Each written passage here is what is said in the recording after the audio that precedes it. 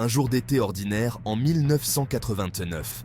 Le vol United Airlines 232, en provenance de Denver, Colorado, se dirige vers Philadelphie, Pennsylvanie. À son bord, 296 âmes, confiantes, ignorant qu'elles vivent leurs derniers instants de sérénité. Soudain, à 37 000 pieds au-dessus de l'Iowa, un bruit assourdissant déchire le calme. Le réacteur arrière explose, projetant des débris métalliques, transformant l'avion en un projectile incontrôlable. Panique? Non, pas encore.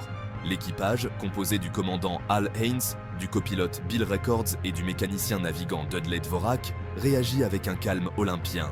Ils appliquent les procédures d'urgence, mais la situation est critique. L'explosion a sectionné les circuits hydrauliques, rendant les commandes de vol inopérantes. Le DC-10, un géant d'acier, est désormais à la merci des vents. Le cockpit se transforme en un champ de bataille contre l'invisible. Haynes, Records et Dvorak, avec le sang-froid de héros modernes, tentent de stabiliser l'avion en utilisant la seule chose qui leur reste, la puissance des moteurs latéraux.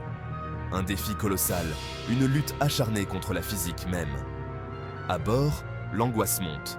Hôtesse et steward rassurent les passagers, préparent à l'impact, une éventualité de plus en plus probable.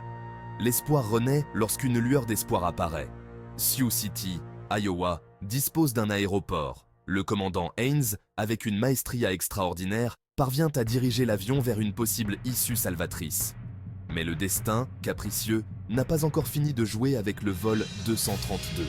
L'atterrissage sera périlleux, une danse macabre avec la mort. L'aéroport de Sioux City se prépare à l'impensable. Pompiers, ambulances, équipes médicales, tous attendent l'arrivée du vol 232, conscients du défi colossal qui les attend. Le DC-10, blessé, épuisé, approche de la piste.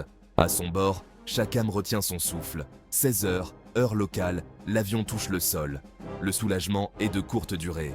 L'appareil, incapable de freiner, rebondit sur la piste, se disloquant en plusieurs morceaux.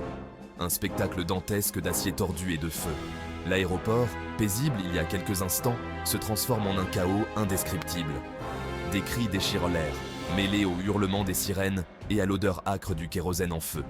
Pourtant, au milieu de l'enfer, des actes de bravoure extraordinaires se produisent.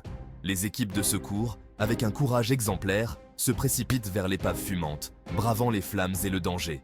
Chaque seconde compte. Il faut extraire les survivants, prodiguer les premiers soins, arracher des vies aux mâchoires de la mort.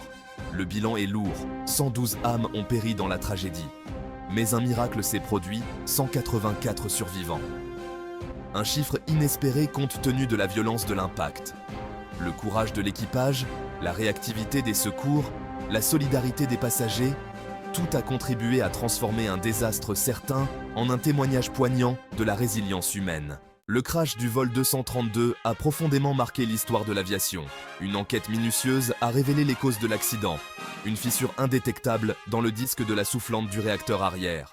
Un défaut de fabrication aux conséquences dramatiques. Mais au-delà des conclusions techniques, cet événement tragique a été un catalyseur de changements fondamentaux. L'industrie aéronautique, secouée par cette tragédie, a engagé une série de réformes majeures. Les procédures de maintenance ont été renforcées, les contrôles de qualité intensifiés.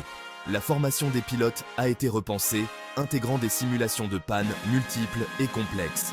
L'objectif ? Préparer les équipages à faire face à l'impensable, à réagir avec sang-froid et efficacité dans des situations extrêmes. Le crash du vol 232 a également mis en lumière l'importance cruciale du facteur humain. Le sang-froid de l'équipage, sa capacité à improviser et à travailler en équipe sous une pression inimaginable ont permis de sauver de nombreuses vies. Cet événement a démontré que même dans les situations les plus critiques, le professionnalisme, le courage et la solidarité peuvent faire la différence. Aujourd'hui, le vol 232 est bien plus qu'un simple accident aérien. Il est devenu un symbole, une leçon de courage, de résilience et de progrès. Une tragédie qui a transformé l'industrie aéronautique, la rendant plus sûre, plus résiliente. Un rappel poignant que chaque vol est le fruit d'un équilibre fragile et que la sécurité aérienne est un combat de tous les instants.